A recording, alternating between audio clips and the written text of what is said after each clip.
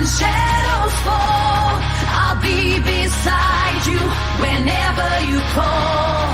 When worries weigh heavy and fears take flight, I'll be your strength, guiding through the night.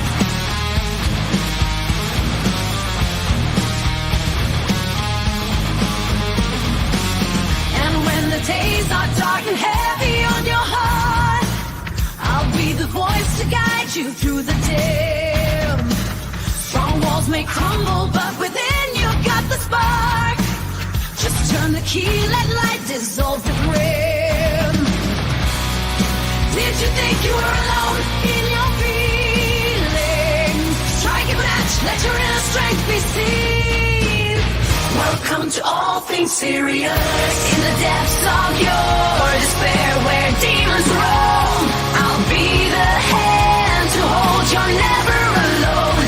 When storms rage fierce and winds blow strong, I'll be the shelter in your soul where you belong. Welcome to all things serious. Hello, everybody. How are we doing today? So I'm going to be dropping the link to bring up our guest. And the only person that will take the link will be our guest.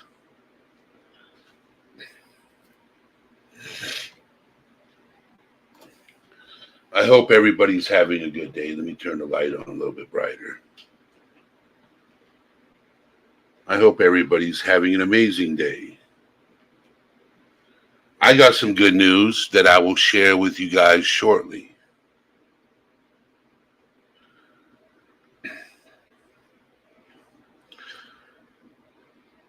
So most of you guys know that I am from Florida. All right, DJ Rogue Knox. Let me know when you got the link, Tattooed Angel. Oh, I don't have to let know because you'll show up when you get here. So, all right, Tattooed. You're good.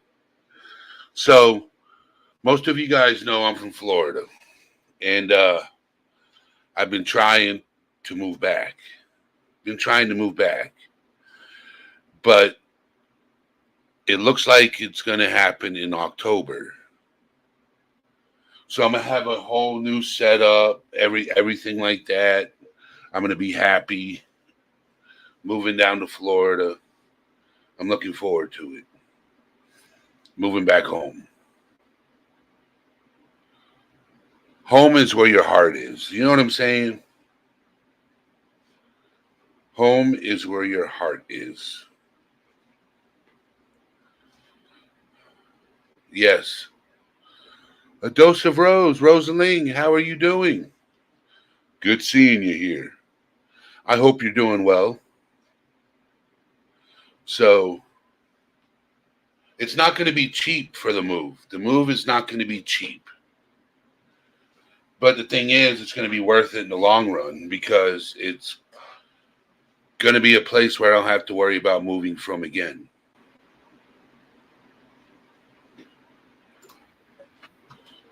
Hey, everybody. Hey, guys. How you doing, Tattooed Angel? Burning the up. It's hot. It is freaking hot in here. So I'll be going to Central Florida, just north of Orlando, Rosalie. Awesome. Congratulations. That'd be awesome. Woo, woo. Yes. All I have to worry about is, I don't have to worry about a lot of things when I get down there. That'd be good. That'd be good for you. Like you said, I was flipping over when you said home's where your heart's where your home is or something like that. You know what I meant. Yes. So usually my game plan was to change my schedule from 8:30 to 9 to make Right. it easier for a lot of other people because they don't start jumping in until like 9 p.m. Right. So, yeah, most of my most of my supporters are from out west. Right. You know, the California Mountain Time.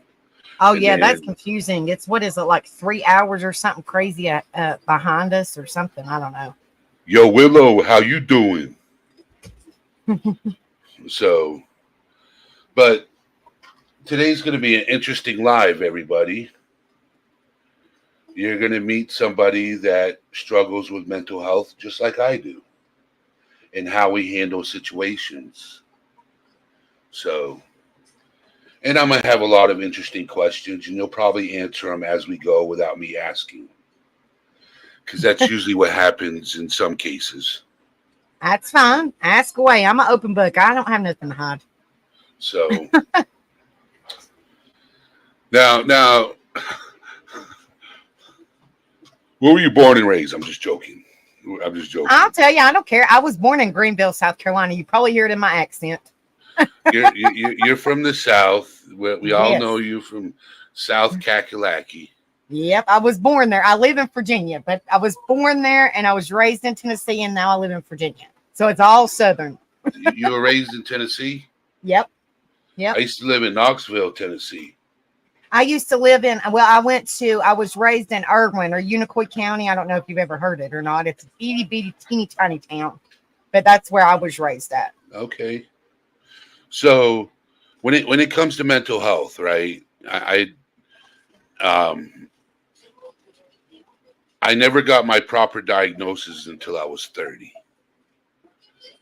How old were you? I'm still actually getting some diagnosis.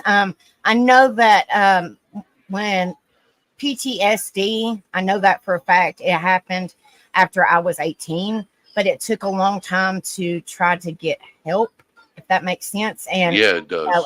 It was hard. It was extremely hard to reach out to say I needed help. But now that I have help, I'm like, man, I should have done that a long time ago. You know what I mean? But like, you feel kind of like a dog with its tail tucked between its legs because you don't want to ask for help, but you don't know what to do, you know? And you don't want to feel weak. Yes. But yes, I was I'm 38. I'll be 38 in December. And I was 18 when I got diagnosed with PTSD. And then a couple years ago, I got diagnosed with psychosis, hallucinations, personality disorder, which PTSD goes hand in hand kind of with anxiety, you know, that kind of goes with it, and depression.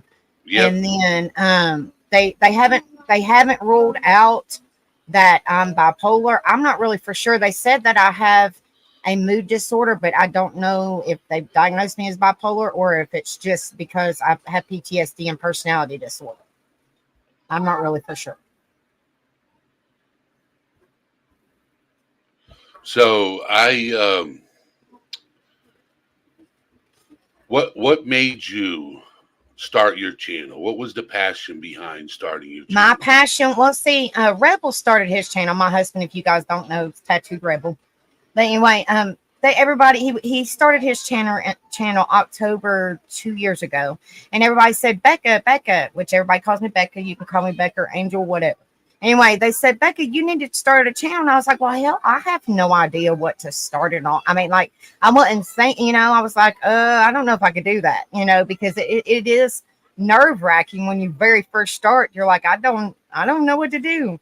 But anyway, so like I was like sitting there pondering and thinking on it. And I was like, you know what? Because I suffer with so much and still suffer. And I've suffered my whole entire life that I want to be a difference in somebody's life. And I want to show support and awareness out there and be a positive change in somebody's life. So it just popped in my head, and they said, you know, they told me to make a channel, and I told them the next day, it popped in my head pretty quick, but I told them the next day, I said, I'm going to do a channel on mental health and positivity, encouragement, motivation, support, all the good stuff that you don't hear. You know, I'm not saying you don't hear about, but you don't typically see on YouTube. It's normally like true crime or music or games or, you know what I mean, which is nothing bad with it. But you know what I'm saying? Like mental health wise, it is extremely hard. You know, it can be triggering. It's a very sensitive subject to talk about. But if you put support and positivity and encouragement, motivation in it, I think it does help a little bit more, you know, because a lot of people don't realize, you know, hey, she or he, like you go over things too, are talking about kind of what I deal with, and maybe I need to get some help. And she or he's showing so much support to me. I feel my passion is just, I want to be a difference in somebody's life, whether it's mental health wise or, you know, just a positive change, you know, because this world is an evil world that we live in. And I'm not saying the people are evil. It's just the world that we live in is just really, I mean, to be honest with you, shitty.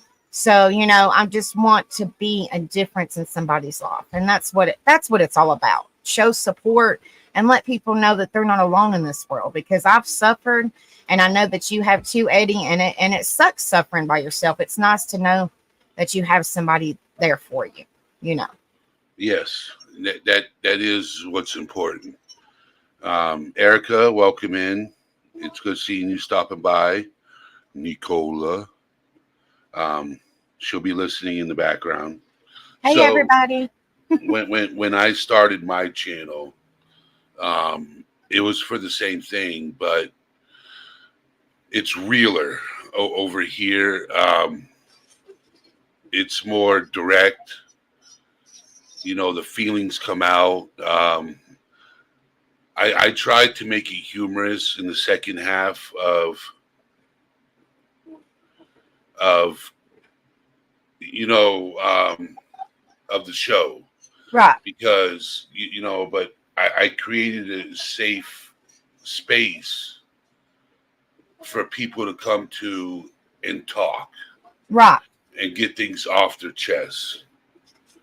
So, mental health is a touchy subject just in general. Yes, it is. You know what I'm saying? You know, you get people out there like, who cares about your sob story? You know what I'm saying? But Right. my story can help somebody else. Absolutely. So it's Absolutely. not really a sob story. It's to share what I've been through, Exactly. the pain I've felt. You know, the anguish that we go through is a fire that can be spread to help other people. Exactly. And then we can easily put that fire out as we help other people. Absolutely. And I see, I've tried to, like, I've, you know, I've been there for several people, and I do it kind of like on the, you know, I don't tell nobody because, like, you know, unless they want me to, but I won't say their names or nothing, because a lot of people are private about certain things. You know what I mean? And, you know, I've been there for a lot of people, and they've emailed me or Facebooked me or whatever. And, you know, I've just been there for them. Now, I was thinking about what you were saying, maybe like one day somebody send in, their story or come up on panel and talk about it. I think that's really good. And that's a part of healing as well, you know? So, It is. Yes. when I tell people, because I've been pretty much not alone per se, but like my whole entire life I've dealt with hell, my whole entire life, and I don't know anything else, you know, that I'm just, unfortunately, it's just something I'm used to, and I'm just trying to get better from it. But it's rough because I've dealt with it so long. And, you know, when I tell people, you know, I'm there for you, you know, because I'm sure, you know, most of us in chat, or you, Eddie, you know, you've been stabbed in the back and it freaking sucks, you know, and you think people are there for you and they're really not. So when I tell people, you know, I tell all people all the time on my live, you know, I'm there for you wholeheartedly. I won't judge you. You know, I'm just there to lift you up. I might not understand what you're going through, but I can still be a friend and be there for you and try to support you. And like, you know, I've said before, you know, there's a lot of people that suffer with PTSD or whatever the case may be. I would just say that as an example. That, you know, we might have similar to the same stories, but everybody's story is different. But that doesn't mean that you give up. You just keep on pushing forward and stay strong. So the thing I go by is because your story's different doesn't make you less important. Absolutely. You're Absolutely. just as an important person as the next person. Everybody's Absolutely. important. That's why I say that, you know, the end of my show, which you probably heard, I said, you know, don't be no better than nobody, because nobody's better than nobody. But, you know, be a difference in somebody's life. Let them know that you care, you know, that you're support, you And know. I think that's a struggle in today's society is caring. Yes. I think and sometimes it's not even just a struggle, to care about other people. It's a struggle to care about ourselves too. Right. You Yes. know, Yes. that's right, Susie, and you're never alone. Just need to reach out. That is correct. Absolutely. There are hands out there that are out there for a reason. There's nothing wrong with grabbing it and saying, I need help. Absolutely. So when you turned 18 and you realized you had an issue, you realized something was going on. What made you reach out for help? What was the driving factor to make you reach out for help?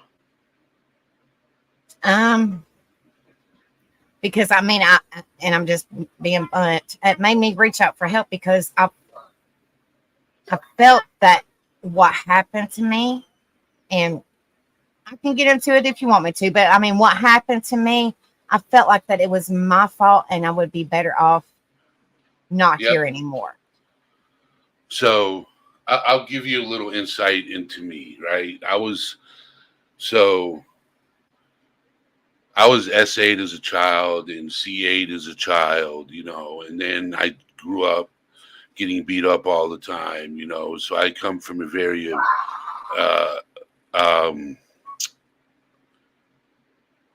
very tough background. Right. And it was hard for me at first to share my story. It was to talk about it would make me emotional. You know what I'm saying? Right. And the more I talk about it, the stronger I get. Right. Okay.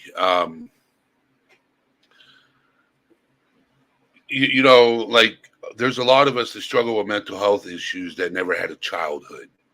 Right. Because we had to grow up and it was either grow up or live in fear. So, and the thing is, right, is communication is key. Talking about it is what's important. Because somebody else went through it. They just don't know how to express it. Right. They don't know how to say, hey, I need help. So if I share my story enough to saying there's no shame in needing help to overcome whatever you're overcoming with, somebody's there to help you. Exactly. Welcome in, Summer Thunder. Hey, Summer. Good to see you, honey. I mean, I can share my story. I mean, it's not, I mean, I try not to go into massive detail. I mean, if you want to know it, if you feel comfortable, I don't. So the thing is, right, is I don't like my guests feeling uncomfortable. Okay. Right. This is their place, just like it's my place, right? When I let somebody up here, this is their home, just like it's my home. So, right. You're now that you're here, you're family. Okay. Absolutely. That's the same on mine. You should know that already. A rebel gives you a hard time. He's a nut. But no. If it's too much for you to share, it's okay. And I have a safe word in chat. It's called Thor. The god of thunder. Right. Thor. So if we get into a topic and you want to change it, just say Thor. And I'll be like, yep. So how's the weather out there? It's hot as hell. It's hot as hell. It is freaking hot. I don't know how hot it is where you're at. Good God, it's hot here. But that's my safe word. You know what I'm saying? So, and I think everybody should have a safe word. Right. You know what I'm saying? To change the subject. Right. especially when it comes to mental health. So, I agree with Susie said, and every treatment is different, and some have to take medication, and some can do it on their own. Main thing is to deal with your issues in a healthy and not destructive way. Exactly. Yes. So, I do have a replay crew that's going to get to know you also. Okay. So, and then they'll come and spread their love to you too. I'm trying to get a couple other people in my community to come up on your panel and sing karaoke too. Absolutely. It's a lot of fun. It really is. I love it. And it makes you feel like, the reason, and I wasn't even thinking about karaoke. I was just like, I want to do something fun to kind of get people's minds off of, like their work week, or like if they're suffering with something, just kind of get their mind off it. If you're singing songs, if you're singing music, I think it's very healing. And then of course we laugh and cut up. So how is that not? I mean, that just makes you feel good, So I just thought it's perfect kind of to go hand in hand with the mental health, So, but I don't care to tell you guys my story, that'll give you guys a chance to get to know me a little bit more. But like I said, I'm an open book. So if you want me to tell you, I don't care not one bit. I mean, I feel comfortable here, I feel like that. And if you don't feel comfortable there, that's fine also. You know what I'm saying? Because if there's something you don't want to share because it still affects you emotionally, you don't have to go into detail. You know what I'm saying? And I'm not asking you to go into detail. Right. You know what I'm saying? I'm, the thing is, right, is assault in any way is horrible. Especially what I went through. I wish nobody ever has to experience what I went through. Absolutely. Okay. But the thing is, people have. Right. And some people don't know how to overcome it and become a victor. Okay. They're still in that blaming themselves when it wasn't their fault. A lot of people are still in that mentality. I was in that mentality for a very long time, that I would blame myself for what happened, when in reality, I had no control over what happened. Right. So if you feel comfortable, you share it. If not, we can all, you can share whatever you want. You could talk about whatever you want, so more people can get to know who Tattooed Angel is, AKA Becca, Absolutely. Like I said, I don't care, I'm not one of the, I mean, I can dox myself. I really don't, I'm That's not. that's not what we're here to do. My name's Eddie. Everybody knows that. So we're not doxing But you know what I'm anybody. saying? Like, I'm Yes. just open book, Yes. Yes. I don't dox anybody on my channel because I only dox myself. And Willow said it's happened to more people than you think, Eddie. And it's You know what awful. I'm It's saying? so sad. So, and when I first, what was it? How did I even meet you in the first place? That's the good question. Oh, mine. I've come across your channel, and I was watching in the bushes, and I sent you a message, and I was like, I love it that you talk about mental health. There's, it definitely should be talked about. And I said, well, I have a channel that talks about mental health too. Maybe we can, get together and talk about it. Yeah. Okay. Yeah. I remember that. I remember that. Yes. And then Email. It started with an email. Yep. Because I come in and you said, and you remember seeing my comment. It was a replay comment. Yes. And I come into live chat one day, and you said, here, send me an email so we can get together and try to figure out. Yeah. I talk to so many people and I help so many people that I forget where I meet them. I'm I like, know I'm that just feeling. there for you in the moment. And then I'll think about you after that phone call. And sometimes I'll call you back a while later and reach out and see if you're still doing okay. You know, I have a few people I do that with, but you know, there's. I have to say that I have to say this community has made me a better person.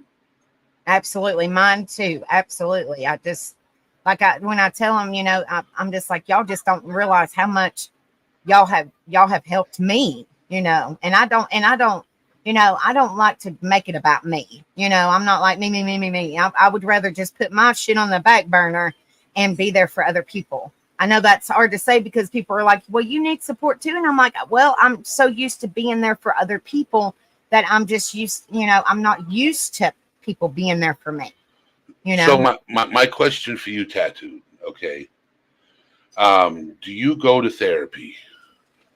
Yes, I do, and I do EDMR, the Yeah. where you hold the little thing probe thingies in your hand. But I haven't been in a while, and it's driving me crazy. Literally, like I was going once a week, every 2 weeks for. I mean, not once a week. I'm sorry, twice a month for forever. And then my counselor that I love so much, she was amazing, and she dealt with the EDMR. She dealt with more like one-on-one for like PTSD and hearing things and seeing things, and she decided to retire. So now I just feel lost. Like I don't know what to do. And I hate, I mean, this is just me, but I hate going to a new doctor or a new therapist or whatever, and you have to relive the story all over again rather than just being with somebody that you've been with for years and they know you don't have to constantly go in there and relive it. You know what I'm saying? And I hate that.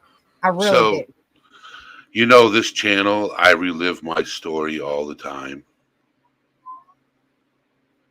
I do. And the thing is, you know what it's done? It's made you stronger. Yes. It's made me stronger as a person. Because I'm an empath, right? Right. If you call me up with issues, I would just listen. Absolutely. I would take all the pain you feel and put it on my shoulders. Now, where do I go and get not vent, but get the weight off my shoulders? I go to therapy Right. every 2 weeks, Religiously. religiously. And I have a caseworker. Now, do you do the EDMR therapy or any kind of special therapy or just regular talk therapy? Just talk therapy. Do you? It's making me better as a person. Right. Um, when I get back down to Florida, there's another place I used to go to called Life Streams. Okay. And it's like Riverbend where I go to up here. It's a group of people. It's a group of people that you work with. Where you have caseworkers and you have therapists and you have med providers and you got everything. All lumped into one office, one facility. Wow. So yeah, like I have where I'm at. So I love where I'm at. I love it. You know, so for you, if you are happy going to therapy, yeah, you're gonna have to open your book again. Right. You know, all it's gonna do is make you stronger. It still sucks though when you kind of like your first initial, like you get the jitters because it's a brand new person, and you're so used to the Yes. way the other So person does. here's a suggestion. Here's a suggestion. Here's a suggestion. You go to therapy, get to know the person before you even open up. Get to know the person, feel the person out. You know, sometimes you got to do that and say, no, this is not going to work. Right. Instead of being an open book right away. Because when you go to therapy, they're going to get your file from your previous therapist. Right. You know what I'm saying? They're gonna ask, and they're gonna see what they can get for paperwork and stuff like that, and then go from there. But the thing is you say, I'm not gonna be an open book until I feel comfortable, and they got to respect that. Right. You know what I'm saying? So,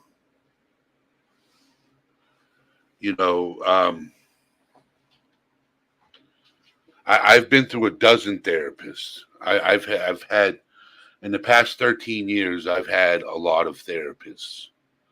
Okay, and everyone's different, and you got to get a feel for each one. And Right. if you're not getting that feeling that this person will help you, ask for another therapist. You might be put on a waiting list. It is what it is. Right. You say, I don't feel comfortable with this person. I'm about to pour my life story into this person, and I don't feel comfortable. No. Right. They can't get mad at you. You're the patient. You're paying. Right. Your insurance is taking care of whatever you're going through. So they can't get mad at you. They could get mad at themselves. So, but like I was saying, like not all therapists, like Susie said, very good suggestion. All therapists are not created equal. They're not. Right. So when you go and look for that therapist, you might have to go shopping. Be prepared. But don't open that book until you're ready. Right. Because those are going to be some dark pages you turn. Absolutely. Absolutely. So it took me a lot of years to get comfortable with my story. A lot of years. I used to have flashbacks. Like reliving it. Right. That's what's brutal when you relive it. Yep. Yep. So, back to you, Angel. Tattooed Angel Becca. Whatever you want to call me. If you want to just call me Three Angel or names. Baker, whatever. So, whatever. With you, therapy. When you were going to therapy, did it really help you? It seemed like it did. Now, when she did the EDMR or whatever it's called, it was like it was really hard to explain, but it's kind of like when you're holding those little clicker thingies, whatever, I don't know what they are, but you hold them in your hands, and it's kind of like you're like something different is kind of like an out of body experience, like you're talking. Yep. But it's like a totally different person. Like stuff's coming out, and you didn't even you wouldn't think it would ever come out, if that makes sense.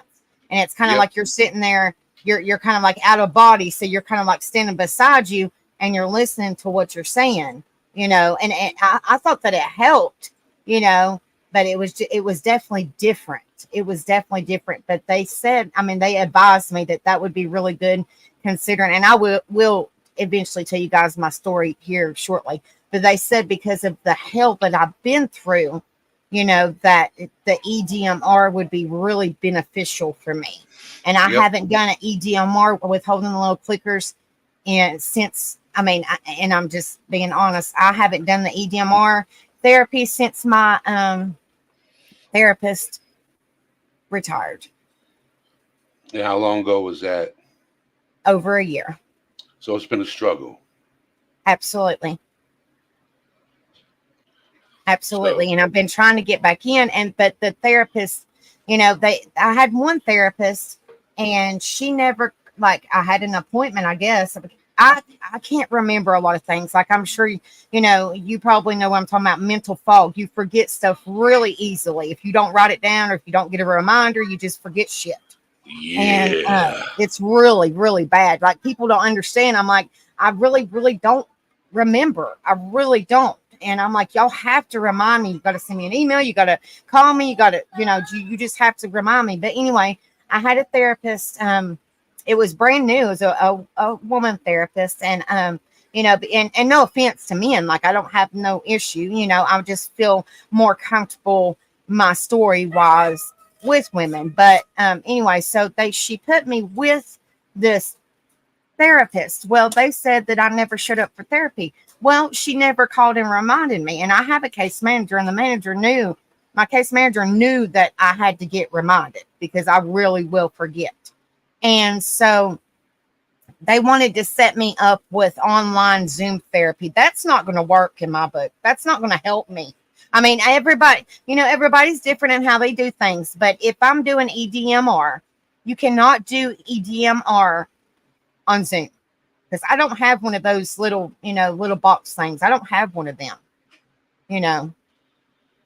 So I'm trying to get back in actually in-person therapy because I honestly don't think, Zoom might help other people, but,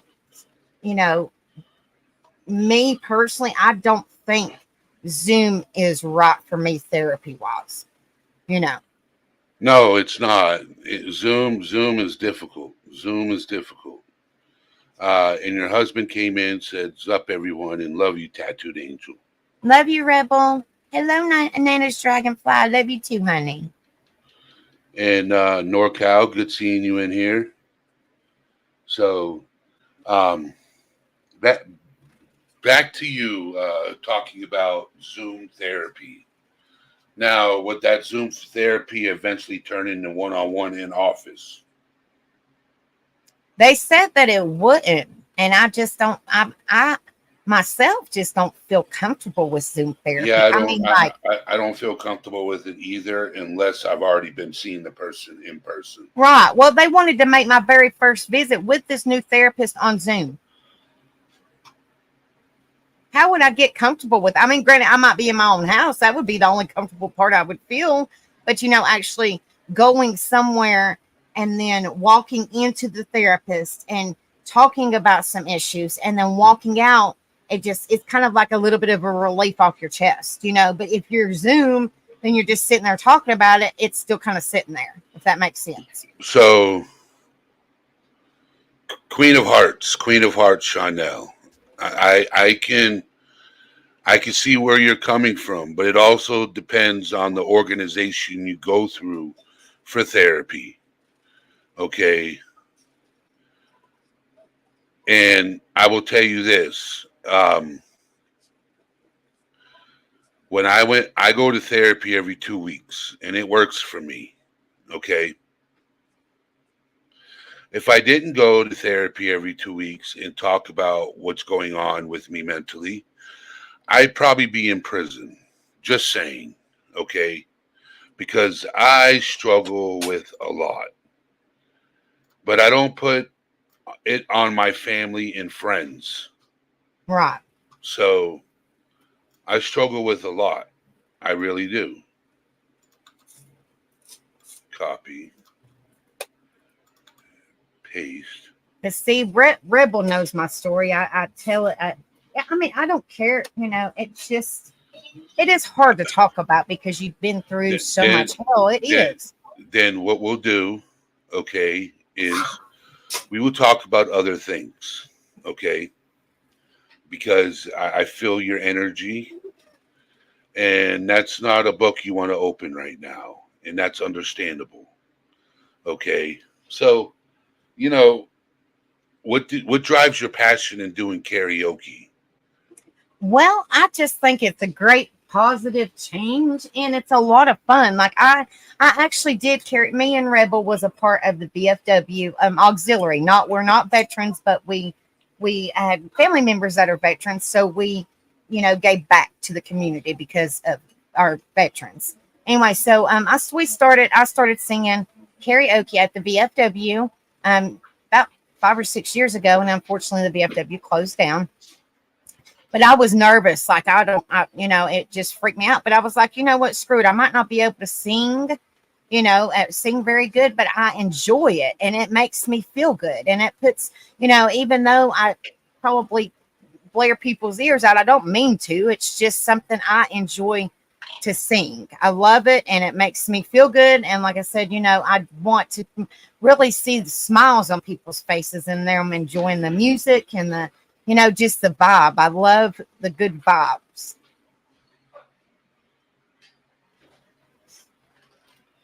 which good vibes is what matters. Absolutely.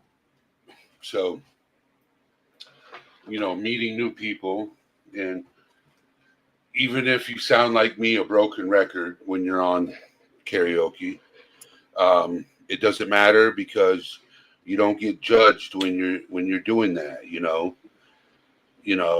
the thing is that if there's a shell, you open it up to have a good time. Right. And her channel is very fun. Nobody judges you. Thank you guys so much. Now, my other thing is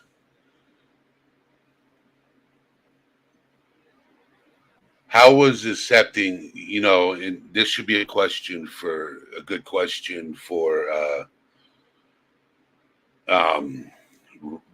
your husband. Rebel. Yes. This would be a good question for your husband. So, well, he might be in chat. He might be able to answer you. So,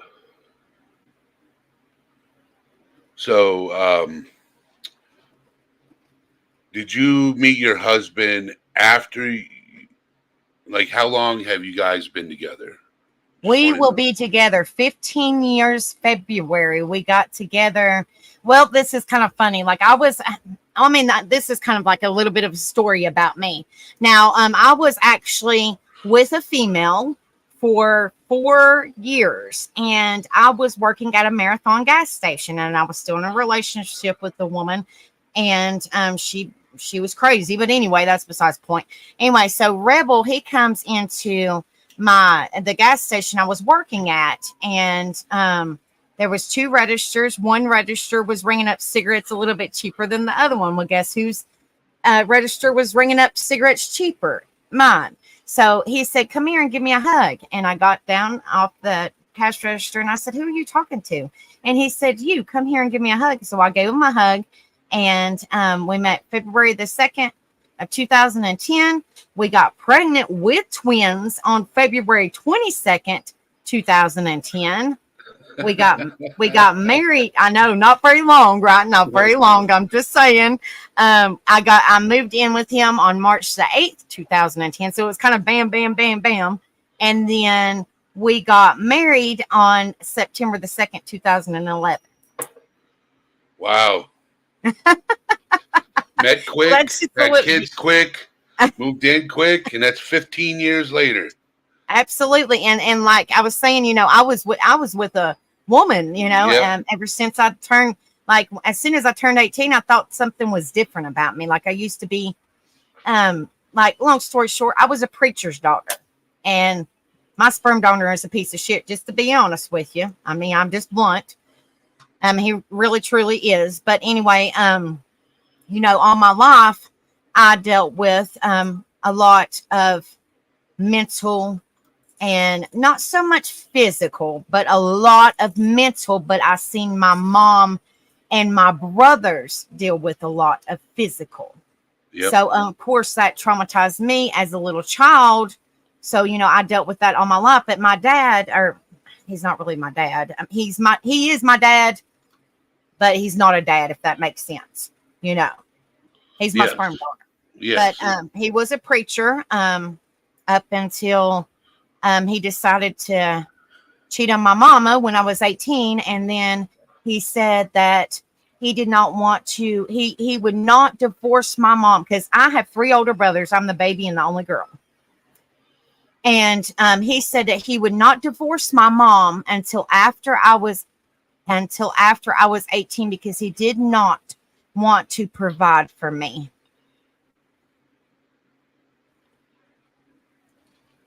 Wow. He did not want to provide for me. And my mama said, she's your baby girl. She's the youngest. You're going to provide for her. And he said, over my dead body. So they didn't get a divorce until I was 18. So for the longest time, I thought that was my fault, because, I'm the only, my brothers are grown. I have a brother that's in the military, another brother that is married and has a child. And then I have another brother, he kind of does his own thing. So I was really the only one there, and it made me feel like it was all my fault because they divorced, because I wasn't a child, but I was 18, still young. Yeah. And so I felt like because he cheated on my mom way, way, way before I turned 18, that I felt like that it was my fault. So I suffered with that for quite some time. I mean, I'm better now, like way, way better, way better. And I've washed my hands. I've washed my hands of him. He's one of those people that he's been married 5 times. And in the 15 years I've been with Rebel, almost 15 years, he's been married 5 times. He marries for the money. When the money's gone, he's out the door. Wow. Yes. And he has 2 grandchildren. We have Tyler and Trinity. They're twins. They will be 14 years old in November. And then we have full custody of, it's actually Rebel's cousin, like 3rd cousin or something like that. But me and Rebel has been with him since day 1. He was in his mama's belly. And so he calls me Nana or Mama. And he calls Rebel Dad or Papa. We have full custody of him. So, we have Tyler Trinity, and then Baby James is what we call him, and he will be 8 in June. He will be 8 in June. Awesome. But you're more than welcome, Rebel. You're more than welcome, Rebel, to come up and share. All our stories is good together. I'm telling you. Sounds like it. Sounds like it. Sounds like. Like that's just a little bit of hell that I went through as a child. Like you can hear it in my voice. Like it doesn't upset me, and like it really used to upset me really bad. And I come to the conclusion that my sperm donor is a selfish prick, and he don't care about nobody but himself. I've come to that conclusion, and I could really care less because, like I said, he has grandchildren that he hasn't seen in like 3 years, and he don't message, which I got him blocked, but I'm just saying he don't message. He don't say, hey, how you doing? Now I'm extremely close to my mom. My mom is an amazing woman. And the person that I called my dad, he passed away 4 years ago, and I was extremely close to him. That was my stepdad. My mama was married to him for a long time, and he was my rock. Like he was what a dad is supposed to be. And he meant the world to me. And I actually have a memorial tattoo on my arm, and he's just amazing. Like I miss that man so much, but I considered him my dad, and my sperm donor got mad. Oh, so he's your dad now? Well, you're not being a father. It don't matter if I'm grown. You always still need your parents in your life if you can, if they're still with you. Try your best to, you know what I mean? So your husband wants to come up now. That's fine. Come on up. We'll just have it. You should just add and tattoo Rebel. We're going to have a good old time, guys. Y'all going to learn all kinds of stuff about both of us. Oh, my goodness. Hey, babe. What's up? What's going on, Rebel? Same old. Sitting here listening to y'all and watching wrestling. I don't think Eddie knew that it was going to be me and you both. So the tattooed family has arrived. Woohoo! Party! That's right. So she was explaining to me how she met you. Is that the same story? Basically, yeah. He's like, basically, yeah.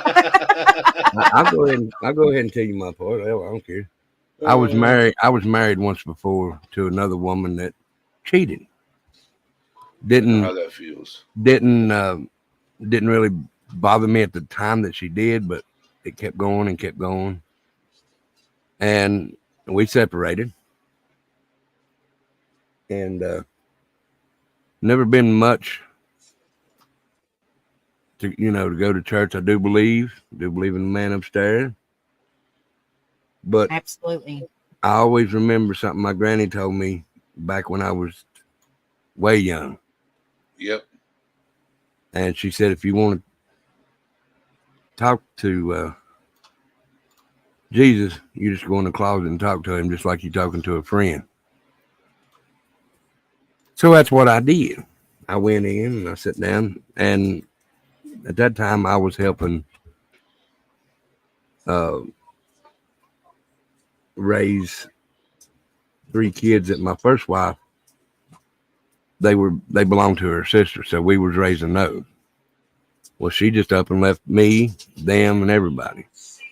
But I still thought I loved her at the time. So the youngest one, Steven, which he's, how old is he now, honey? 20? 20. He's 20. 20. Jesus. He was about the size of James, about 6, 7. And he got a temperature one night of 100, 105, 106. And I said, oh, man, I can't have this, because I didn't have a way to the doctor, didn't have a phone to call, wasn't no neighbors around. So I went in the closet and I said, look, show me what you can do with him. Make this boy feel better. He's 6 years old. He don't need that. So the next morning after I laid down, after I did that,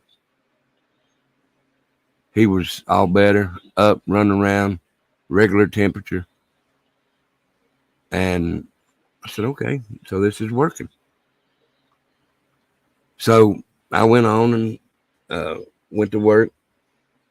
Then that night, I went over to the gas station to get some cigarettes. And Becca was working there. Instantly, I had feelings for her. I don't think she did for me to begin with, but mine was there. You're making her blush. That's all right. I only make her blush when I sing to her. So while you're right there, I want to pause it for a minute, okay? The way it sounds is you and Angel have a storied relationship like my friend Chris and his wife Susie had. I'm going to post a link.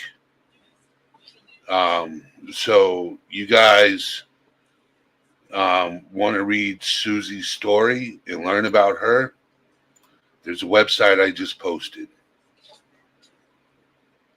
So right. Sorry for interrupting. No, I'll go check that out. Yes. So her husband recently passed away. Oh, I'm sorry, Susie. Oh, I'm so sorry, sweetheart. I'm so sorry, honey. Prayers for you, sweetie. So she needs all the support she can get. I'm sorry for mentioning this, but yeah, she's a wonderful person. And yes. Do you guys have Discord? Do we? Yeah. I've got one. Nobody hardly ever goes in it. Well, have you ever thought about starting a Discord for the tattooed family? Well, that's basically it, but nobody ever goes in it. Well, you need to make it more active. It shows on my channel every time. It's in Nightbot. We try. It just don't work, I don't guess. I guess people just don't want to click on it and go through all that, because some are, I don't know, some are just afraid to click links. I don't know. That's what I know some people are afraid to click links. So, right. But that's awesome. You walk into a gas station and you asked her for a hug. No, not the first night. Oh. I got a pack of cigarettes and a cup of coffee. And the girl that was going to check me out, I didn't want her to check me out. I wanted Becca to check me out. Oh. So Becca checked me out, and I come back the next night. I kept coming back. But the whole time that I'm still married to that other girl, and I just kept falling in love with Becca. More and more every day that I seen her. So one night I went back in the closet and I said, look, I said, I want you to give me my wife and kids back, which I already had the kids. And I'm thinking my first wife and kids. So it was about, I don't know, 2 or 3 days after that, me and Becca got together. And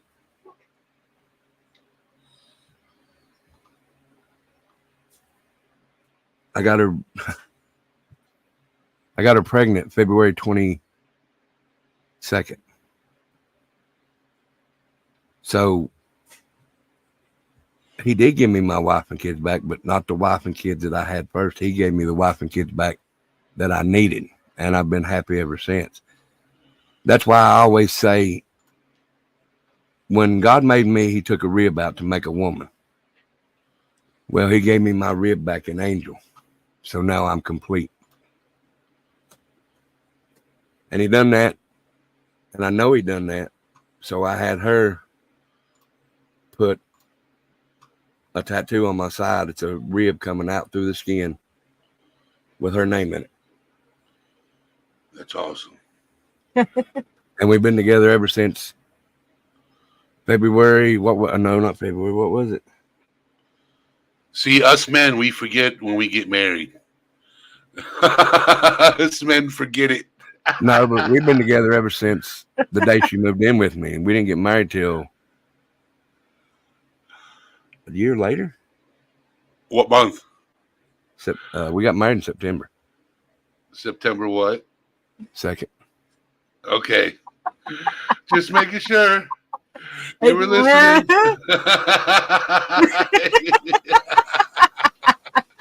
And do y'all want to know the secret why I got her? Yeah, this is good. I like it when he says the story. I add to the story, but when he does it, it's just it just kind of the icing on the cake. Yes. All right. So like I said, I met Becca on February 2nd. And I talked to her for about 2 weeks. And then I come in one night and she was having a bad day and talking about men being assholes and shit like that. So I told her, I said, okay, I'll holler at you later. So I went over to a shop and got a box of chocolates and one single rose. So I come back, pulled in the gas station, and I walked in. I had to wait on a customer to get done. When that customer left, I walked up, I slid the box of chocolates to her with a rose, and I said, not all men are assholes, and I walked out. And she was at my house that night. We've been together ever since. So about February 14th. True story, guys. And he is a big asshole. He lied. But the thing about it is, and this is kind of comical. Okay, I was with the girl, the crazy bitch, for a couple years, like 4 years or something like that. Anyway, and I thought that I was getting me a sugar daddy. He thought he was getting him a sugar mama. We both got screwed on that deal. Just saying. I'm just saying. It's the truth. We both broke. And I thought Rebel was a mechanic because he worked at this factory, or like kind of like a factory, and he had a mechanic's jacket with his name on it. So I thought my car was really screwed up at the time. That crazy bitch did something to it. I don't even know. Anyway, so I thought he was a mechanic. So I called him up and I said, hey, my car's messed up. Can you come look at it? Like legit, I really did think he was a mechanic. And so he comes over to my apartment, mine and the bitch's apartment. And he says, let me drive your car around. So he drove my car around and I was like, ain't you a mechanic? Can you tell me what's wrong? He was like, I ain't no damn mechanic. What are you talking about? So needless to say, things happened when we got back to my apartment. When I thought he was a mechanic, he pulled a smooth one over me because it's a mechanic's jacket, but I didn't. I worked at Coin Textile and it looked like a mechanic's jacket. Oh my gosh. Now Rebel, he has heard my story.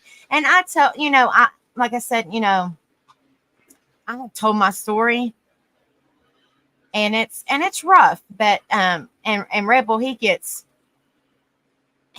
don't get upset as much as he used to. When he first found out about my story, he wanted to know who it was, where it was at, was they charged or anything like that.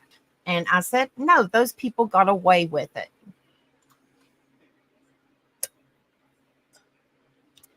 Yeah. Well,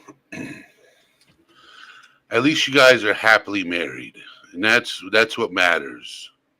Oh, I wouldn't change it for anything in the world. And he was on vacation, as he calls it, for 6 months. Now, I mean, I don't uphold myself or nothing like that, but he can tell you in that 6 months time frame, I don't know how in the hell I did it, but I took care of his elderly mama. God rest her soul. She's an angel now. I took care of our twins.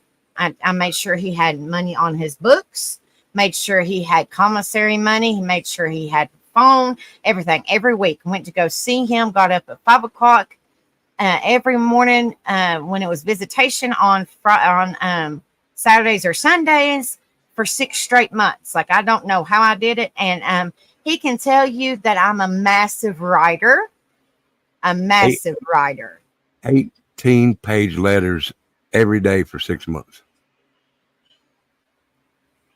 Front and back. Man, I love to write.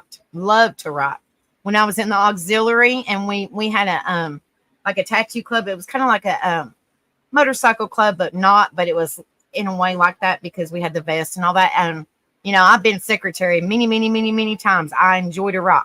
I write down everything. I love it. And me and Rebel, we've had, nobody's perfect. We have our ups and downs, but we have had. I am Susie. Yes, we are. We've had some, heartbreaking times. We've had some heartbreaking times, but that just makes us stronger. Like I said, his mama, she gained her angel wings. His brother gained his angel wings. My dad, as I called him. Yeah, my dad, as I called him, not my sperm donor, but my dad that I called, he gained his angel wings. So we've been through a lot of heartache, in these 15 years, but it's just made us, stronger. We are good as gold. Me and Rebels told everybody, if the way that we talk now is the way that we are in person. Just because we're on YouTube doesn't mean that we're different. I'm not going to change my ways just because I'm on YouTube. Yeah, because you know how some people they're totally 360 people that you meet in person. There is no filter on my mouth. I would tell you how it is, in my opinion. And if people don't like it, that's why God gave you a neck. Just turn your head and don't listen. And he's taught me about that. He's taught me about that because when Rebel first met me, I was extremely naive, like very, very, very, very sheltered life. Like so sheltered, I got bullied when I was a child, all the way up until high school because I wasn't allowed to wear pants. I wasn't allowed to. Even though we were Baptist, I wasn't allowed to wear pants, and neither was my mom. And, I got made fun of and bullied because I was different than other people. And, when you're a preacher's daughter or son, whatever, these people, they put you kind of up on a higher pedestal, like they expect a lot more out of you. And, I grew up poor. I'm still poor. So, I mean, I've never got born into money. It was a paper plate and a plastic spoon was in my mouth. Anyway. And so, I mean, I'm just telling you, but, so, I was made fun of my whole entire life. And, because I wore, I wasn't allowed to wear pants. I wasn't allowed to wear shorts or tank tops. I had to wear long dresses and long skirts and culottes, which are wide leg, kind of like capris. They're really wide legs, but it looks like a dress or a skirt. And, I got ridiculed and children are cruel. They really are, especially when you're going to school and you're different. They're extremely cruel. Now, I'll tell you guys this. Now, in middle school, I decided, you know what? I'm sick and tired of being made fun of. So, me and my brother, like I said, I have 3 older brothers, and I decided to get a pair of my brother's pants and throw them in my backpack. Well, as soon as I got to school, I was switching to pants, and that made me feel a little bit better. But of course, they noticed because I wasn't my normal self, but I was just trying to, I guess you could say, kind of like fit in, because I was so tired of getting made fun of. You wanted to be So comfortable in your skin. Yes, I was so tired of being made fun of. Like I was just, it was constant. It was constant, and it really got to me. And so this one of my classmates at the time, he noticed it, and he said, I'm going to tell. I'm going to tell. And I was like, you better not tell, or I'm going to do something to hurt myself, which I wasn't going to, but I just said it. Well, when I said it, he went straight to the guidance counselor at the school and honestly thought that I was going to hurt myself, which I wasn't, but he honestly thought that I was, because I told him, please don't tell. I'm just trying to make it a little bit easier for me. And so he told the counselor. My mom got called, and of course I had to go to the office, and I was in my brother's pants when my mom got called.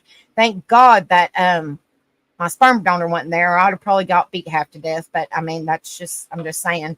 But anyway, so they check my pockets, they question me, all that stuff, if they think that you're going to unalive yourself, And I said, no, I'm not going to do nothing. I just stated it because I didn't want him to say nothing. I wanted, I want to feel like a normal kid, I want to feel like a normal kid. I don't want to be made fun of. And so, I had pencils and stuff in my pocket, and they had to search me and make sure I didn't have no weapons or nothing like that.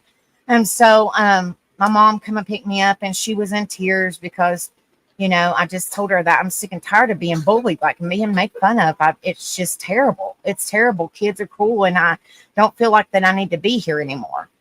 So I explained it to my sperm donor, and he agreed that I could wear capris up until I graduated high school. So, and I still got made fun of it, even though they were capris, shorter pants. I still got made fun of because I was different, and I wasn't, ritzy and stuff like that as they see as preachers' children. So, did you do the whole makeup on the bus thing? No, I did sometimes, but my mama took me to school a lot because we lived about 20 minutes away from my high school, so I had to put it on driving down the road, and mama hitting bumps and mascara hitting my forehead, and yeah. Yes, but I mean, that was just a little bit of my childhood. So I've been through the bullying phase. I've been through the mentally abusive, and I mean, not really, mentally and emotionally abusive as a child. Seeing my sperm donor, lash out at my mom if I, without saying, like really be mean to my mom. Let's put it that way. And Yep. so I seen that growing up as a child. Like we lived in this trailer, and like I said, I'm no better than nobody. We lived in this trailer, and you know how trailers have long hallways. Well, I love trailers. I love trailers too. That's what I said. I ain't no, I love them.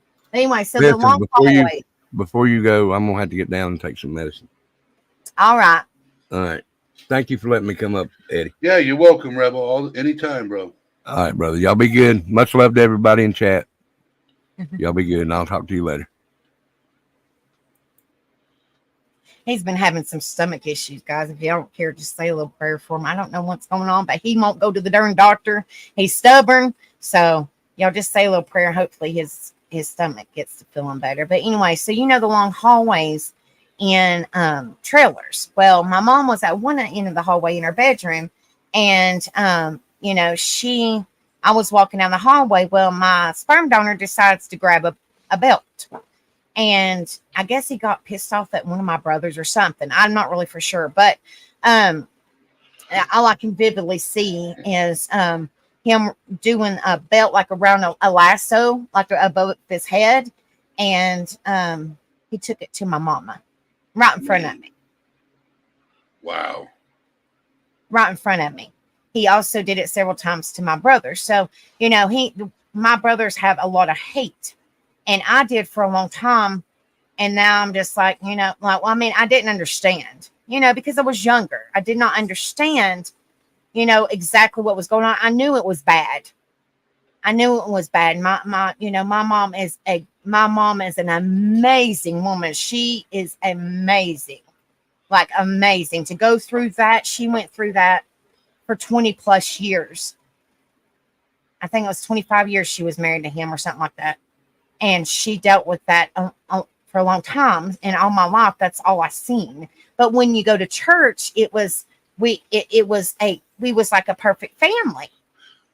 You know, like two totally two totally different, you know, like we like growing up, I was, you know, like I said, I was the youngest, and we would go to church, and I was like 2 or 3 years old. And you know, if anybody goes to church, you know, your youngins, if they're young, they'll go to sleep. I mean, they're kids, you know, and it happens.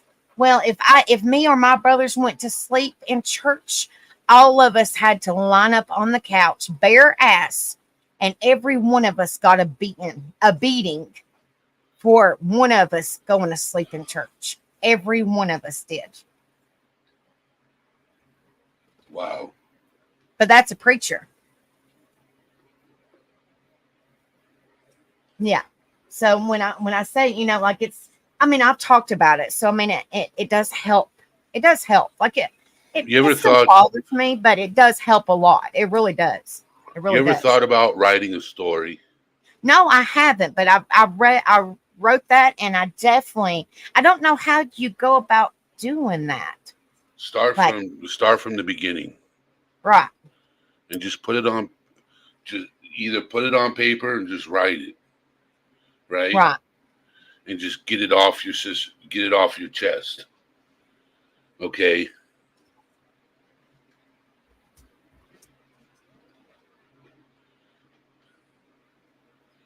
So, or even type it. Right. Just sit in front of your computer and type it. Okay? And just start typing. And before you know it, you'll have everything out. And Right. will it get emotional as you're typing? Yes, of course. Absolutely. Everybody has their moments. Absolutely. But you don't have to write it down all at once. Like Willow said, write down your memories in bit parts and date it. Order it, order it, and compile it. And then start, middle, and end. You know, and are you on Discord, Angel? I'm like on Rebels. If you have a Discord, put it. I mean, I don't know how you go about. Or I'll email you the link. Okay, yeah, email it or send it to me on my YouTube, Facebook. Yes. Whichever. Yeah. See, here, you know, so on my platform, it's a touchy subject when I talk about religion and politics. Right, which I wasn't trying to push it. I was just saying. It happens. It happens to come up in conversation. Right. And you can't control it because it's part of somebody's story. Okay? And you can't tell somebody not to tell their story. Okay? Right. You got people who believe and you got people who don't believe. And the thing is, I don't judge anybody. Our place is not to judge. Absolutely okay? not. I judge no man or woman, you know, at all. Okay. Right. I've been judged so many times by people, it's ridiculous. I've been there, done that, and still getting judged, you know. So I was bullied growing up. I went through the same thing you went through. I was an outcast. I didn't fit in with nobody. I wasn't socially awkward. It's just that I didn't fit in. Okay, so I was what you call an outcast. So I was bullied. I know what being bullied is like. Okay? It sucks. It sucks. It does. It's horrible. It's horrible. Yes, it is. And the thing is I bully bullies. If that makes any sense now. Listen at you. I love it. Yeah, I bully bullies. So I put them in their place. I love it. Yes, I'm a protector. What you could say, I'm more of a protector. Okay, and I want to thank you for coming up. You've shared a lot in your life, and you have more of you got more of a story to share. But Oh, what absolutely. I would suggest, what I would, but what would make you feel better, okay, is writing it down. Like Nana's Dragonfly says, like Willow said, like Susie said, write it down and it releases the pain you have. Right. Okay. It puts your emotions in writing so you work through it. You have to work through it. When you're typing it out, you have to work through it. You know what I'm saying? Right. Does that make any sense at all? Absolutely. It's going to be rough because I have some more story to tell, but I'm sure I'll be up here again and I feel comfortable, like when you first go up on somebody's panel, which I know that, I feel comfortable with you, but you know what I'm saying? When you first Yeah. go on somebody's panel, you're just got kind of the jitters. You're like, are they going to accept me? Like, I'm just me. I'm not nothing, I'm just me. I'm not, so I feel more comfortable now that I got a little bit of the story out, but of course, I have more story to tell. So if you want me to come back up and you know tell that Actually, Rogue Knox says handwriting it out works better than typing it out. and you guys y'all heard him say that I do write a lot. So Rogue Knox is an author. She's working on 3 books right now. Wow. And they're science fiction books. So as an author, she's saying handwriting it out works better when it comes to writing your emotions. All right. So not sci-fi. It's not science fiction. It's reality. Or is it? Tell me what it is. Modern day fantasy fiction. Ooh, that's gonna be cool. Fantasy fiction. Yes. That's gonna be cool. Now, was Modern she the singer on your intro? Yes. Then I want to hear her sing coming up on mine on karaoke, girl. That was beautiful voice. I was rocking out. I had to put in the horns and chats. That was awesome. That was so cool. Yeah, I'm trying. Because she came in the chat. She's like, "No, I don't sing live." Girl. You don't sing live, but we hear it every time that Eddie goes live. So you're going live, honey. I'm just saying. I'm just saying. Everybody hears you, darling. Oh my goodness gracious, that's funny. But yes, if you would want me to come back, and share some more of my story, I would be honored, and I would, I just want to be able to help others. Even the little bit y'all got to know me, hopefully, it makes y'all, not really. I'm trying to put the words. And if you ever want me to come back up on yours and have a more of a detailed stream, where you want me to share my story and stuff like that, we can do it. Absolutely. We don't have to advertise it 2 or 3 weeks in advance. You could always do a week or 3 or 4 days in advance. It doesn't have to be a couple of weeks. You know what I'm saying? Because your followers are going to be there no matter what. Absolutely. Well, well, I'm all about supporting others, so I just try to put it out there because you just, share the love. Share the love. I do too. I share the love here too. Bringing people together, And this is the thing. If a creator comes into my channel, I share their channel. You know what I'm saying? Right. And I don't know why, like, I don't understand. Some creators have a problem with it. Other creators don't. You know, I love everybody equally, Absolutely. but I leave the drama at the door. Absolutely. I don't deal with that either. Like, it's a safe place. Like, my place is a safe place for you to be yourself. Your place is a safe place to be yourself. Like, when you came up on panel, I made it for subscribers only because I didn't want nobody, nobody coming in and bashing or saying nothing bad, because I would have took care of it real quick. And I don't deal with disrespect. Absolutely not. So I'm all about I do subscribers only every live. And I do it for 5 minutes. You know what I'm saying? So if they want to come in and troll, they have to wait to give me the sub and wait 5 minutes. Absolutely. You know what I'm saying? Just to get banned. Yeah, I don't do no drama on mine. Rebel doesn't do no drama. I mean, like, I don't understand. I mean, like, I'm not trying to keep you any longer, but I just don't understand how there's no curfew here. Oh, okay. Well, I mean, I was just saying, I didn't know. Oh, girl, I don't put up with no shit. I'll tell you that real quick. Rebel has taught me that. Like I said, when I first met him, I was really naive and sheltered because of just and I was scared. I was scared, and naturally, and y'all can kind of see a little bit naturally why. And when y'all hear more of my story, you'll really understand. But just a little bit that y'all heard tonight, it's I mean, because you've been you got a partial book that you put out there. You shared a partial book, and I get that feeling. Okay, I get that feeling. You only shared a partial, and that's fine. Yes, that's I did. I got more to tell. Okay, I got more to tell.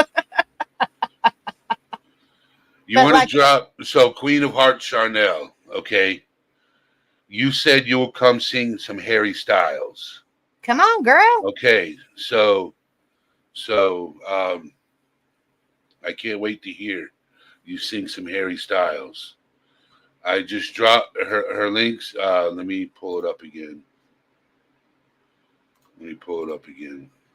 Oh, thank you, Miss Susie. Thank you, sweetheart. So one of my mods. All right. So Queen of Hearts. Click the link, Tattooed Angel, and subscribe. Fridays and Saturday nights, she does karaoke. I want to hear you sing some Harry Styles. Oh, I want to too. I will be there. Even though I sound like a broken record when I get on stage, on panel, and sing, I will be there just to hear you sing some Harry Styles. He said he'll be there with bells on, honey. Hey, Nana's Dragonfly, you don't have to download anything. No, you don't have to download it, honey. You just play it in the background. If there's a karaoke song that you want to sing to, you can even tell Tattooed, and she'll pull it up for you. Absolutely. There's ways around it. So if y'all want to come up and sing, you don't have to show your face unless you want to. But as long as I see that you're a real person down below, that's why I showed Eddie that it was me, and then I turned my camera off. You can keep your camera off. You can keep your camera off. No, it's a lot of fun. You just, like I said, if you have a computer, a phone, or a TV or something like that, and you get on StreamYard with one of them, the other ones you can pull up your song, and you can either share it. For some people, they're not tech savvy, so it's a lot easier sometimes for the host to pull up the song, and then the people on panel can sing to it. You know what I'm saying? Right. But I was just saying, if by chance they wanted to practice maybe before, Yeah. Oh, yeah. Practice. Like if there's a song you want to practice, Nana's Dragonfly or Queen of Hearts, you go to YouTube, type in the song, and then put karaoke afterwards. Absolutely. And then play it. You get the instruments down. You can read the vocals. And that's if you know the song. If you don't, pull up a song, listen to the actual lyrics, sing to them. Oh, what a wonderful world. And then, start singing the song. I'm telling you, you guys, the other day, it wasn't last weekend, but the weekend before when Eddie came up, he sung some Metallica. I'm telling you, he like rocked the joint. I think my computer was headbanging. That's the truth. That was freaking awesome. That was awesome. I was like, and it was the first time I ever heard him singing. I was like, man, he's got that deep, gravelly voice. That was a perfect song. And then he sang Kid Rock Picture with Days. That was awesome too. That was awesome. Yeah, I need to stick more rock. You know, Korn is not so much rock. I need to stick with more Metallica. I like to hear you sing some like AC/DC or something, like the older rock, the good rock. That I mean, I'm not. Okay. I like all can kinds work of on music. some AC/DC. Back in Black. I can work on that. Or you could do some Disturbed. That would be cool too. The growling. Oh, wow. Let the bodies hit the floor. One, nothing wrong with me. Two, nothing. I wrong love with that me. song. Nothing. Something's Love got that to song. give. Something's got to give now. Absolutely. Okay. All right. Yeah, see, you can do it. You got that. That's what I said. You got that deep, gravelly voice. Those songs would be perfect. I just scared everybody in chat. Hey, that was cool. Hey, I have to say that was pretty cool. Don't tell me he ain't got that growl. I can't do it. See, I'm too southern. I can't do that little grr. Oh my goodness. Ooh, I love Pink Floyd. I sing sometimes. Another brick in the wall. That's what I sing. We don't need no education. Yep. I say edumacation. Yeah, edumacation. We don't need no edumacation. And Lisa, she said, I've never even heard of Joan Jett, but Becca told me to. And I'm telling you, Lisa, you did an amazing job singing Joan Jett, girl. I'm telling you, it was amazing. It was amazing. I love Joan Jett. Joan Jett is awesome. Oh my gosh. But yes, definitely. I would definitely be back and tell more of my story because I know people are more intrigued. They're like, she left me hanging. That way there'll be a part 2, guys. There'll be a part 2. So yeah, there'll be a part 2 to this. Definitely. You know, when she's more comfortable in opening up and talking, you know, there's going to be a part 2. I'll probably have Tattooed Rebel come up one time and share his story when he's comfortable, you know, because Tattoo Rebel's a good dude. But see, the thing about it is, like, Rebel says that he don't suffer with anything, but I know he does. And if he's watching, I'll tell him. I think he has a lot of trauma built in, if that makes sense, like a bunch, and he don't know how to let it out, like the deaths in the family and stuff like that.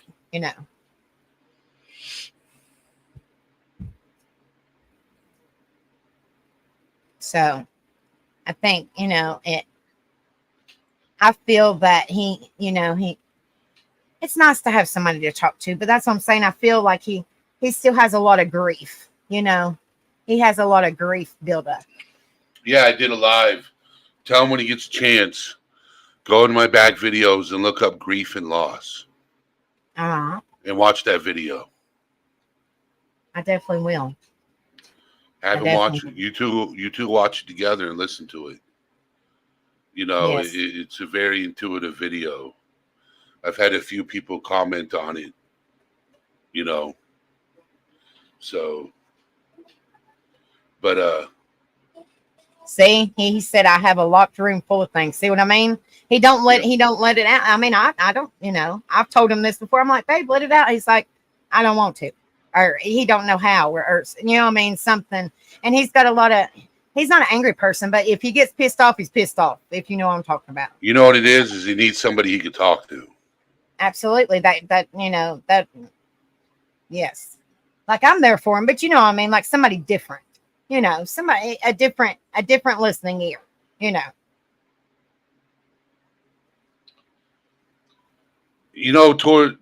Susie,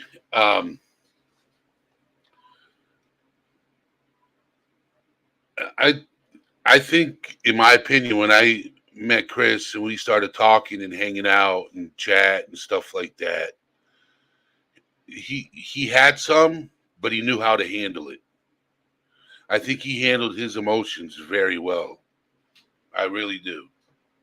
Oh, I've seen him try to let it out. When Rebel, he has blackout moments, and I've been with him 15 years. He's only had like 2, but it's pretty scary. It's pretty scary. So it's kind of like he bottles it all up, and then when he gets, when you can only take so much till you snap. Yep. Like so like he bottles it all up, and then when he gets when he gets the urge, or when something pisses him off, or something ticks him or something like that, it's scary. Like, not like, it's just, you know what I mean? Like, it's, he's not mean or nothing, but it's just a totally different person. Like, what I'm trying to say, because things are coming out.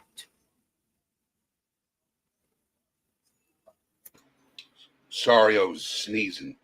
It's all right. God bless you. And I had someone I could talk to, but he is on a ride in heaven. Yep. So he's got a lot of hurt. Well, Rebel, hold on. You know how to get back chat, right? Private chat. Yeah. Give me just a second. You're fine. I want you to give this number to Rebel. Okay, I will. Sure will. Just a second.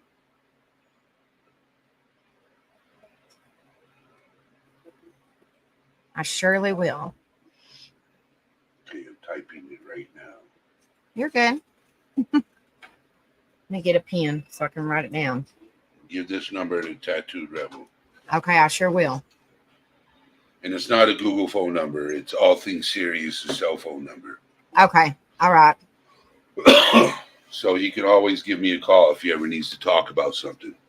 Do you accept text so he can send you a text and say, hey, this is Rebel or whatever, so you know who it is? Yeah, that's fine. Okay. More than welcome. More than welcome. You know what I'm saying? I don't give my phone number out to everybody. Right. But, to people who really need it, I'll give it to. Well, and you've been, and you're starting to know who we are. We're good people. We're not, and just, we're different from everybody else, and we're just true. And that's very hard to come by. And that's what matters, is being real. Right. You know what I'm saying? There's a lot of people out there put on, hold on. They come to you, right? And they got this in front of their face. Exactly. And then they peel it off. And then all of a sudden you see the real them. Yep. That's true. That is so true. It's sad, but it is so true. There are so many people that have so many different faces. It's unreal. It is unreal. Yep. Sad, sad, sad. I just don't know. Like me and Rebel, we always say we've been real since day one. We just want, people to be real with us, treat others the way you want to be treated. That's awesome to hear, Nana's Dragonfly. That's awesome to hear.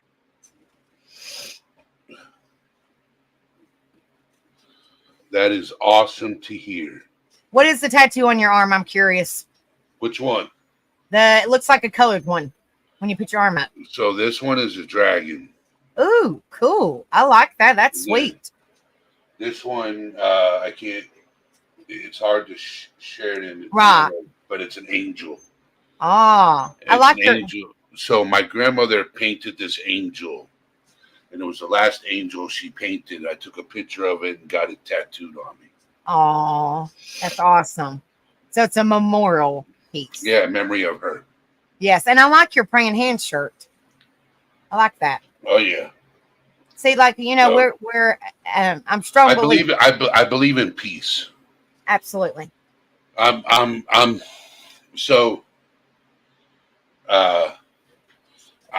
a person of good energy and peace. I I believe everybody should be treated equal. Absolutely. You know, it shouldn't matter where they come from, their walk of life. It shouldn't matter their struggle. They should be treated equal. So, but yeah, I always everybody say, should be treated equal. just like just like I said, you do not know what people have gone through in their life, what they're currently going through, what they've been through. Just be kind to one another and show support. Yes. You know? So. Oh, and okay, hold on, wait a minute. Rebel showed me something I guess he wants me to share it with you guys. So hold on just a second. Let me grab it. He said he sent it to my Facebook. So hold on just a minute. Yeah. Let's see.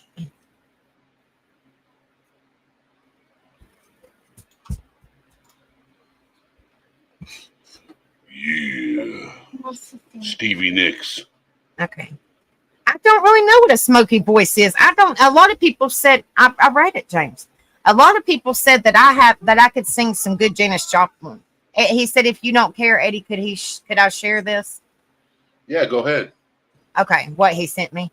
All right, so let me. I've got to click on it. Hold on just a second. Is it a song? Yes. Okay, so I can mute it if you want to. is it the lyrics that he wants to share? No, it's a video. It's a video with pictures. Oh, is that the video that he dedicated to his brother? Yes. Okay, you're going to have to mute the sound. Okay, I will. Because I don't want to get struck. That's fine. That's why before I. All right, let me see. Because record labels are good at striking my channel. Oh, I know. So I'll just mute it and I'll still play it. You can see the pictures, but I'll just mute it, But yeah, you'll have to say what song it is so that way they can look it up and hear it, later on. Yeah, that's fine. Yeah. That's fine. I can't remember the song, but Rebel could probably tell you guys. So let me see. Can you see it? Can you see it? Okay. So let me make sure. Okay, it is muted.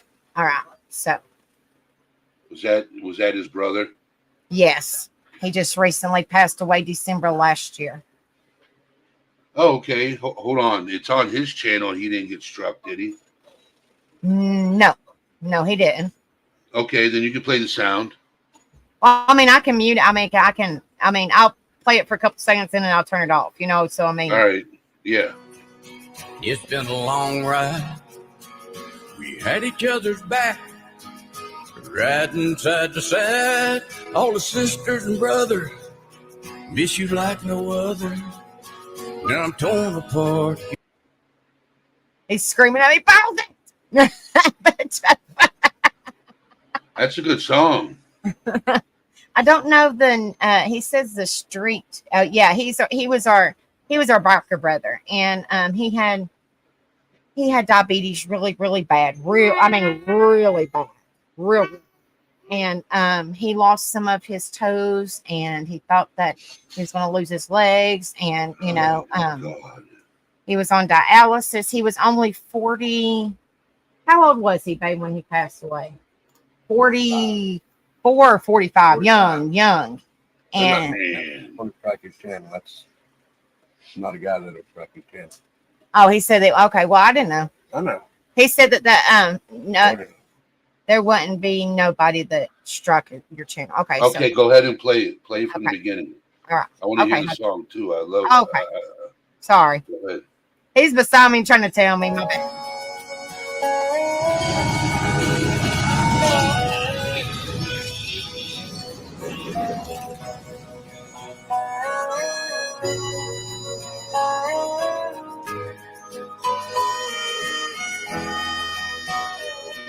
It's been a good ride.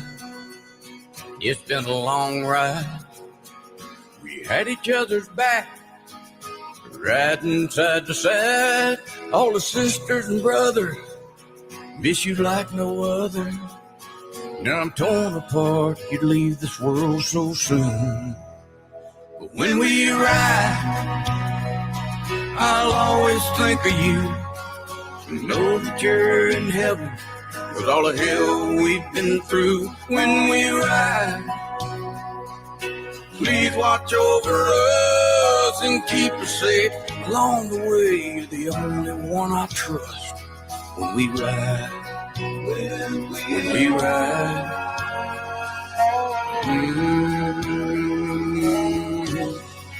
life's highway.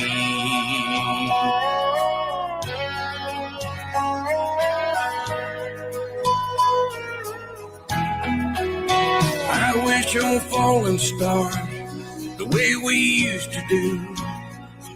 For every star, I swear to God, I still think of you.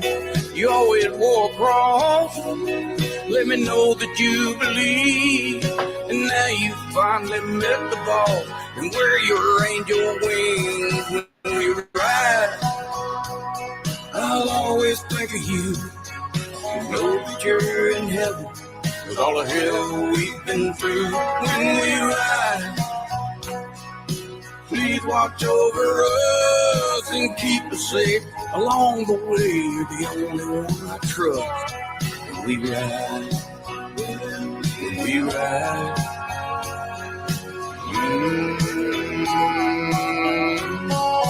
that's how we. I miss Ryan. On the beach, we rallied quite a few. The souvenirs that we collected now worth more than I knew. Every one of them brings memories of good times on the road. Sometimes nice hell to read this crazy life we're so. When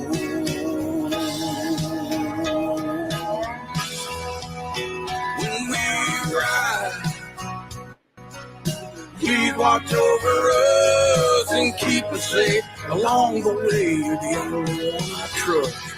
When we ride, when we ride, when we ride, oh, when we ride, when we ride, when we ride.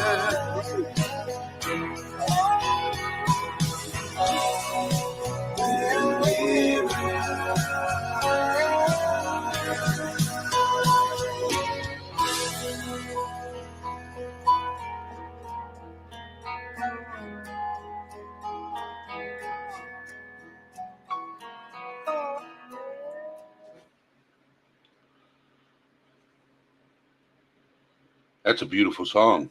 That is a beautiful song. It really is. I was in a when I still have my cut, even though my brothers are still my brothers. We fell apart and went other directions. Right. But I have permission to bring it back. Right. When the time is ready. Right. When I get another bike. So. Yep. Rebel has taught me a lot. I didn't know anything about, which I'm still learning, but I've learned a lot, biker lifestyle and old lady, you know, because I'm like, why are you calling me an old lady? I'm not old. He's like, it's a good thing. I'm like, really? I was like, what? It's a southern thing. It's a southern thing. He said, I said, quit calling me old. I am not an old lady. He said, yes, you are. And I said, okay, well, then explain to me what it is. And he explained to me that it's a respect thing, you know, when you're saying, but I didn't know. For a long time, I thought he was calling me old. I was like, I'm not that damn old. Come on now. Yes, that's the name of the song. When We Ride, Eddie Webb is what he said. Okay. So when it's old, OLE, old lady. But I thought he was saying old. I was like, I ain't no damn old lady. So he gives me a hard time on that all the time. I'm like, really? Come on now.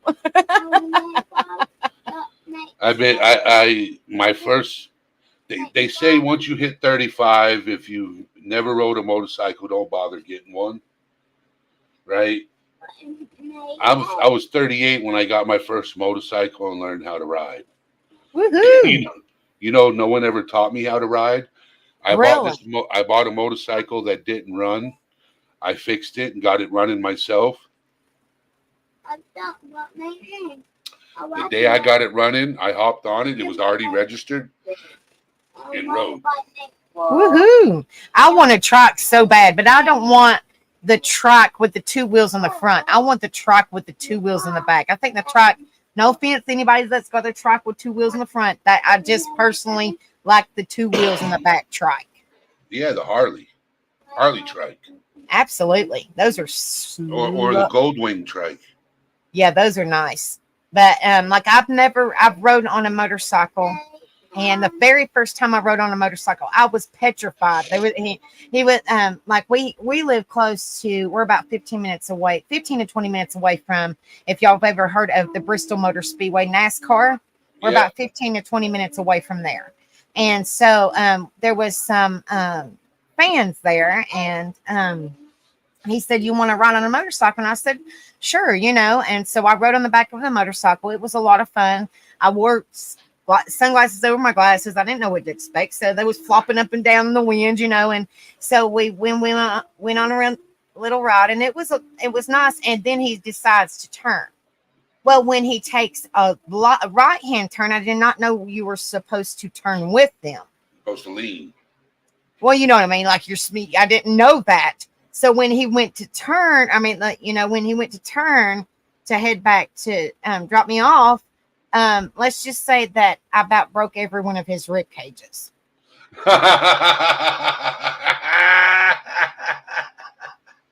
Yes. They wasn't broke, but he said they were sore. But I felt like that because you know how it leans, it kind of almost touches the road. It don't, but my anxiety was high. So like he leaned in, and I was like, so I was just kind of trying to stay still. And I guess nobody told me I had to lean with, I had no idea. I didn't know, so all of a sudden I just of course, you're holding the person that, you're in front of, or whoever's riding. And so I'm holding his stomach, and then all of a sudden he leans, and I feel like my feet are going to touch the asphalt. So all of a sudden I didn't know what to grab. So I just grabbed his rib cage, and he was like, ouch. So I was like, oh my gosh, really? I didn't know. Nobody told me if he leans, you got to lean. I didn't know. So that was my very first motorcycle experience. So I was like, okay, now I know. Oh my gosh. Rebel said, old lady means I will die for you and protect you no matter what. I know that. But I thought you was calling me an old lady, not old lady. Queen of Hearts says, I've been crashing motorcycles since I was 4. Woohoo. Oh my gosh. Oh my gosh. But thank you so much for letting me come up. There would definitely be a part 2. Definitely. Because I got more to tell. And hopefully it won't be triggering I hope that it's not anyway. And hopefully it will help somebody along the way, Yeah, Susie is correct. Chris told me to hang on and move with him. Well, see, I didn't know. Nobody told me nothing. I just hopped on the back, put my helmet on, and I was in flip-flops. So needless to say, I was scared to death I was going to lose my damn foot. Next time, don't wear flip-flops. Well, I know that now. I got me some kicker boots. I was like, I don't know about that. Oh gosh, it was great. It was great. But I will always remember that poor soul. I think I broke his rib cage, but he would never tell me. Oh well. First time for everything.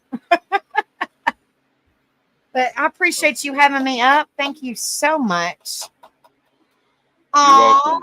Hugs, Miss Susie. I know I look terrible, look like a hot mess, but hugs, honey. Hugs and prayers sent your way, sweetheart. Yes. Yes. Much love to each and every one of you guys. I love seeing all these beautiful people. They're amazing, Eddie. I can tell they're amazing people. Yes, they are. They Absolutely. are. Just So- and I'm getting to know them where they're putting in chat. So I love it. Oh, honey, my story's a ... and I ain't over with yet, honey. So what I'll do is I'll email you a link to Discord, Absolutely. and yeah, you can hop in. Sure will. I sure will. All Definitely. right. But if So- you have a good night, take care of yourself. Guys, remember, I always say this when I come in here. Eddie knows. You guys are not alone. Don't ever feel like that you're alone, guys, because there's always somebody out there for you to support you and be there for you. So yes, always. Absolutely. All right, everybody. Thank you, Tattooed Angel, for coming You're up. welcome. Thank you for having me. I hope y'all have a wonderful night, and I will see you guys very soon. Y'all come on over on karaoke. I want to hear some of y'all sing. Y'all have a good one. See ya, Eddie. See ya, you for having Tattooed. me. You're welcome. ya. Thank you for coming up. All right, everybody. Thank you for being here. I will see you guys tomorrow night, same time. And yes, until then, I will see you tomorrow. Actually, I'll probably do a Who's Awake at 2:30 in the morning. I'll probably do a Who's Awake at 2:30. So I will be here at 2:30 in the morning. And until then, see you later, my friends. Let's talk about the mind for a minute. The kind of battle's fought, you don't just win it. It's a war zone inside, no camouflage. Every thought's a grenade, sitting ready to barrage. Growing up, they said man up, but never speak up. So I bottled it all, like a shaking soda cup. Pressure building inside, I could feel it crack. But the world outside only sees the mask, not the fact. Depression knocking at the door, anxiety's my guest. They invited themselves in, now I'm under duress. But mental health ain't a weakness, it's the strength to own. Every scar, every tear, every struggle we've honed.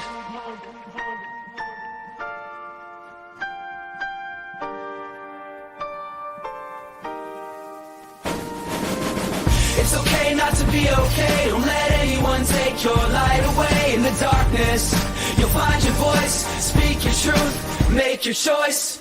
It's okay not to be okay. Don't let anyone take your light away. In the darkness, you'll find your voice. Speak your truth, make your choice.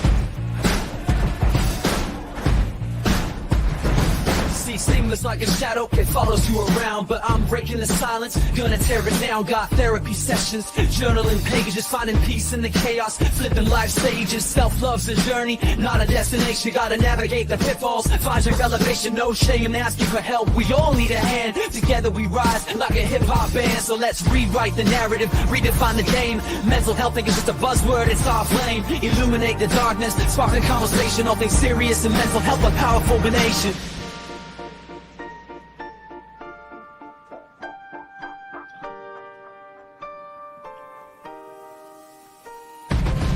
It's okay not to be okay. Don't let anyone take your light light away. In the away. darkness, you'll find your voice. Speak your truth, make your choice. It's okay not to be okay. Don't let anyone take your light away. In the darkness, you'll find your voice. Speak your truth, make your choice.